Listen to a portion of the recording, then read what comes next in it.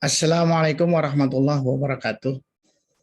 Pada kesempatan ini kita lanjutkan kupasan tentang kebijakan. Hari ini kita memasuki topik tentang metode perumusan masalah kebijakan. Jadi kalau kita perhatikan bahwa perumusan masalah kebijakan ini adalah bagian dari KP atau kebijakan publik yang krusial, ya, di mana hal ini penting karena kebijakan yang disusun dengan baik dan dilaksanakan secara efisien oleh lembaga yang kompeten tidaklah berarti jika kebijakan tersebut didasarkan pada masalah yang dirumuskan salah. Jadi ini termasuk di dalam kesalahan tipe 3 ya, di dalam pelaksanaan kebijakan secara benar untuk memecahkan masalah yang dirumuskan secara salah. Karena kalau masalahnya itu sudah salah, apalagi masalah itu sebenarnya bukan masalah, kita laksanakan dengan pemecahan yang baik, maka akar masalah yang sedang dihadapi oleh sebuah organisasi itu tidak akan bisa menjawab apa yang menjadi tuntutan dalam sebuah organisasi. Nah, oleh karena itu kita ulang sebentar bahwa perumusan masalah ini adalah aktivitas yang amat penting di dalam proses kebijakan publik. Oleh karena itu ini akan berpengaruh terhadap langkah-langkah selanjutnya dalam pemecahan masalah-masalah yang akan dihadapi nanti. Nah, untuk kita mengetahui nanti bagaimana kita bisa melakukan metode perumusan masalah dengan baik, maka kita sebelumnya juga harus mengingat kembali tahapan perumusan masalah itu. Tahapan perumusan masalah ini secara garis besar ada 4 informasi sebenarnya yang ingin dicapai, ya. Jadi rangkaian kegiatan untuk menghasilkan 4 informasi yang saling berkaitan dengan masalah kebijakan. Nah, dari diagram yang dipaparkan ini bisa kita lihat bahwa pengenalan masalah itu nanti untuk mengetahui bagaimana situasi masalah atau problem. Pencarian masalah itu nanti untuk memetakan masalah. Pendefinisian masalah adalah untuk mengetahui mana masalah-masalah yang substantif. Dan yang keempat, spesifikasi masalah nanti untuk mengetahui masalah tersebut dalam kaitan masalah formal atau bukan. Nah, jika kita jelaskan dari diagram ini secara satu persatu, yang pertama adalah situasi masalah. Jadi situasi masalah ini dikatakan bahwa ini menjadi masalah atau problem apabila terjadi gap. Gap itu perbedaan atau jarak antara keadaan yang diinginkan dengan yang nyata kita alami di lapangan. Jadi problem itu dapat kita lihat dari hasil pengamatan kita, hasil membaca kita, bisa dari koran, bisa dari hasil penelitian atau dari laporan, bisa juga kita bisa dapatkan dari observasi di lapangan. Ya. Situasi yang dianggap sebagai problematis secara sosial dan situasi yang merupakan masalah sosial yang menuntut pemecahan masalah secara kolektif melalui penerapan suatu kebijakan tertentu. Jadi situasi problematis ini sekali lagi merupakan hasil dari metode pengenalan masalah. Perumus kebijakan atau analis kebijakan perlu mengenali apa sifat atau hakikat dari suatu masalah kebijakan. Kemudian yang kedua adalah pemetaan masalah. Nah, pemetaan masalah ini adalah hasil dari pengenalan masalah berupa situasi masalah, kemudian situasi masalah tadi ditransformasi menjadi pemetaan masalah, kemudian pengenalan terhadap sifat masalah sekaligus itu berguna di dalam mengidentifikasi faktor-faktor penyebab dari munculnya suatu masalah kebijakan. Artinya, dengan menjelaskan bahwa, kita ambilkan contoh ini ya, artinya dengan menjelaskan bahwa kemiskinan adalah masalah kejiwaan, maka secara implisit kita mengidentifikasi bahwa kemiskinan timbul karena penduduk mempunyai etos kerja yang rendah. Namun yang harus diperhatikan juga bahwa masalah yang muncul bukan disebabkan oleh penyebab tunggal, tetapi kombinasi dari berbagai penyebab.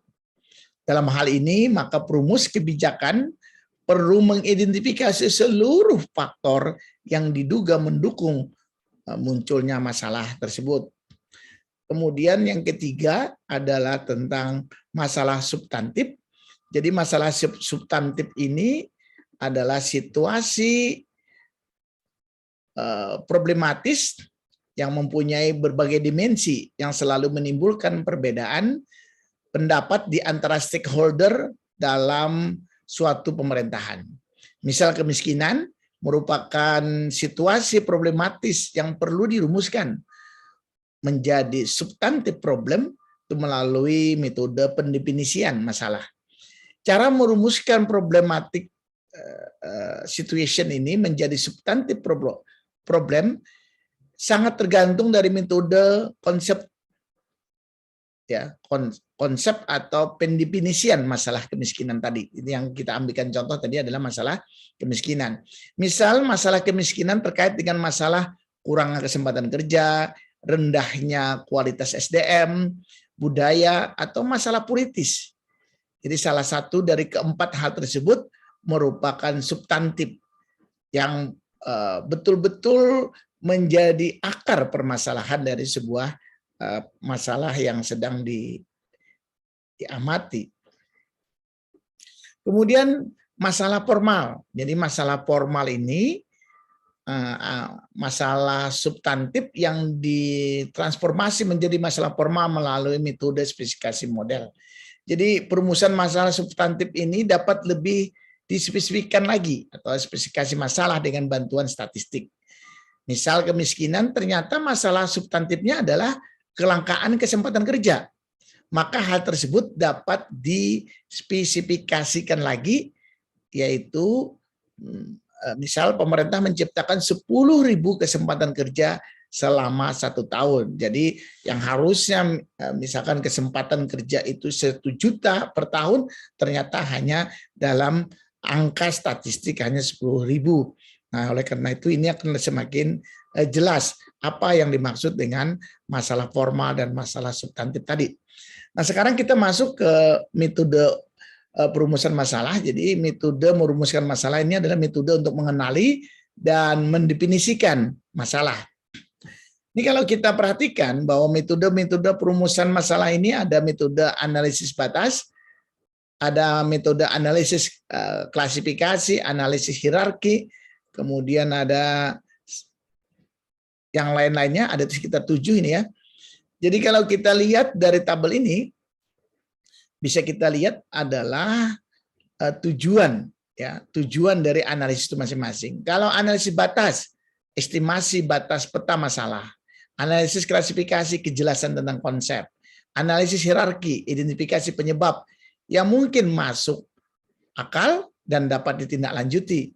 Kemudian ada lagi yang disebut dengan efektis ya, atau dengan tujuan adalah untuk pengenalan kesamaan antar masalah, dan yang paling sering kita dengar ini adalah brainstorming, generalisasi ide atau tujuan dan strategi. Jadi ini juga masing-masing mempunyai, dan lain-lain, ini juga mempunyai prosedur, kemudian standar kinerjanya atau kriteria kinerja nanti kita juga bisa lihat.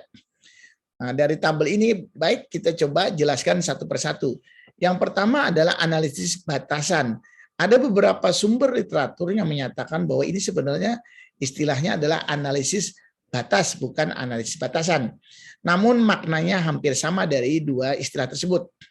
Analisis batas atau analisis batasan itu adalah usaha mengestimasi batas peta masalah atau memetakan masalah melalui pencarian sampel bola salju atau snowball sampling pencarian masalah dari para stakeholder. Jadi upaya ini dilakukan karena analisis kebijakan pada permasalahannya rumit dan belum jelas, sehingga stakeholder di sini diharapkan dapat memberikan informasi yang berhubungan dengan permasalahan yang bersangkutan.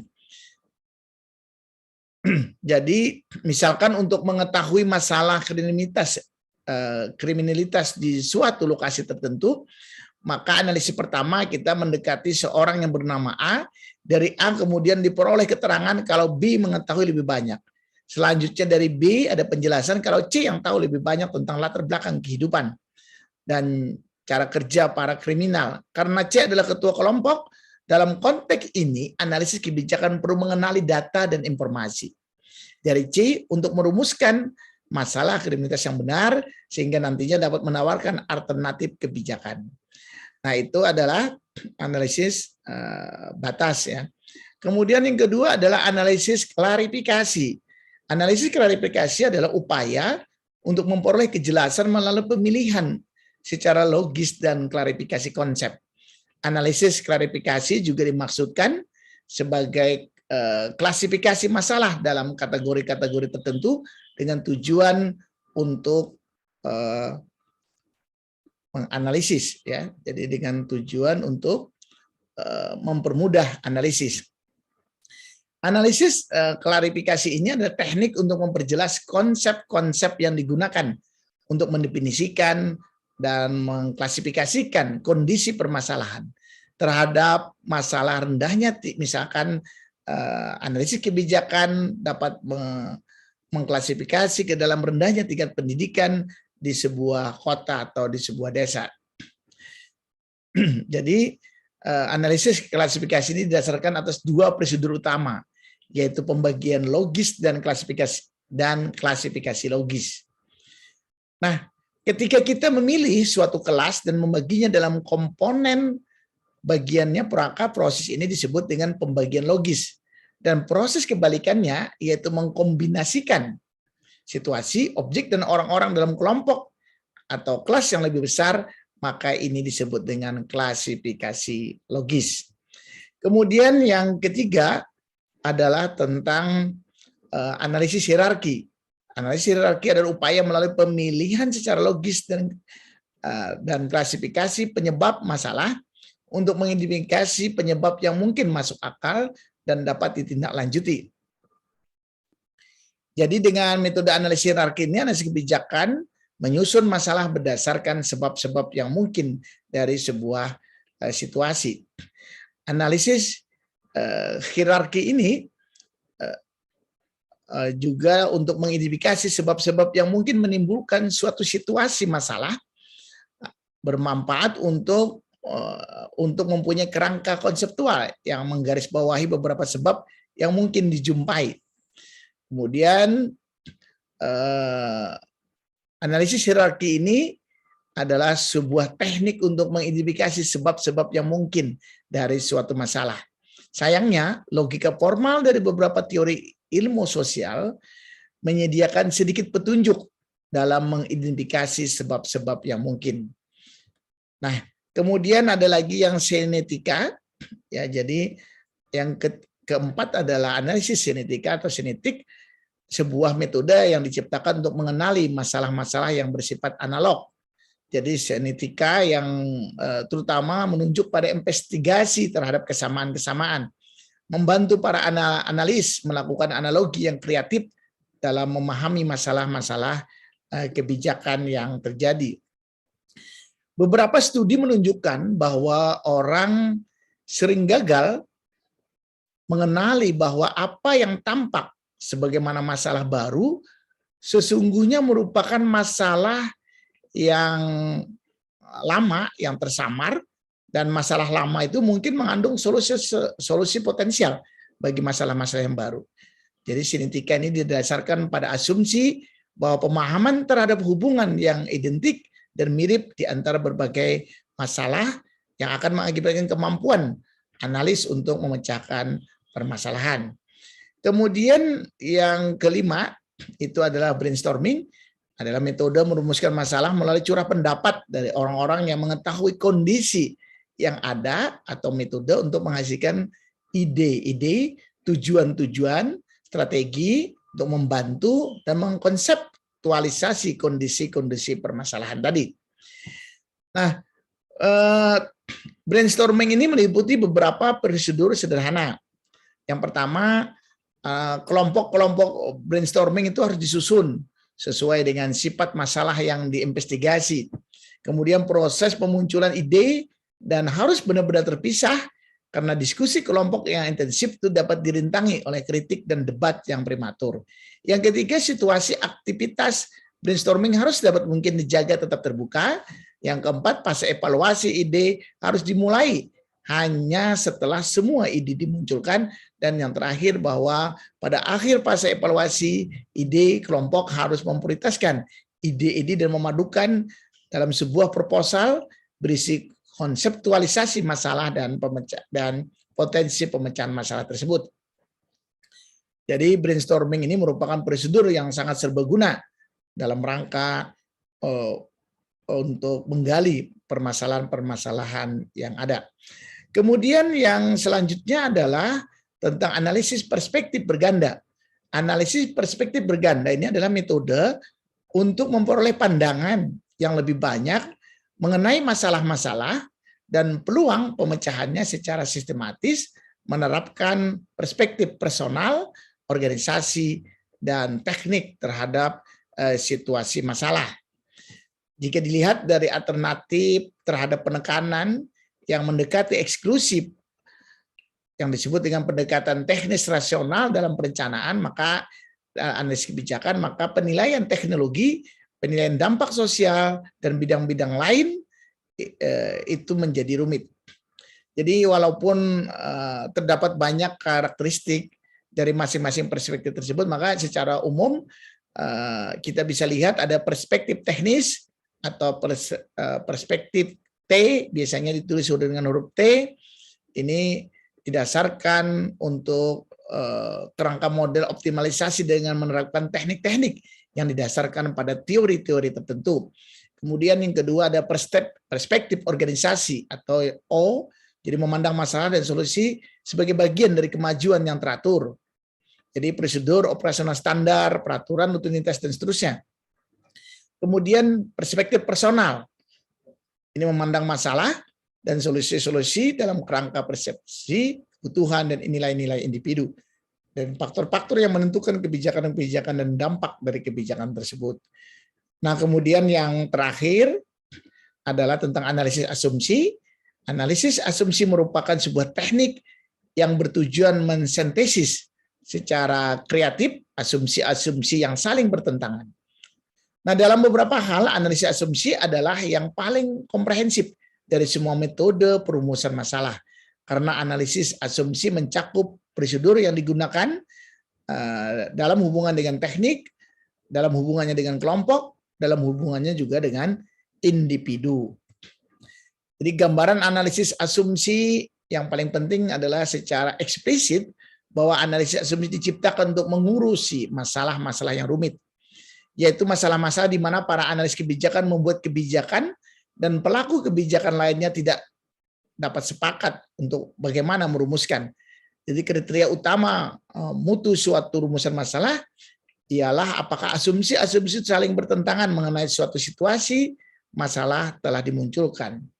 Nah, itu yang analisis asumsi ini untuk mengatasi 4 kelemahan utama kebijakan. Yang pertama, bahwa analisis kebijakan seringkali didasarkan pada asumsi dari satu pembuat keputusan saja.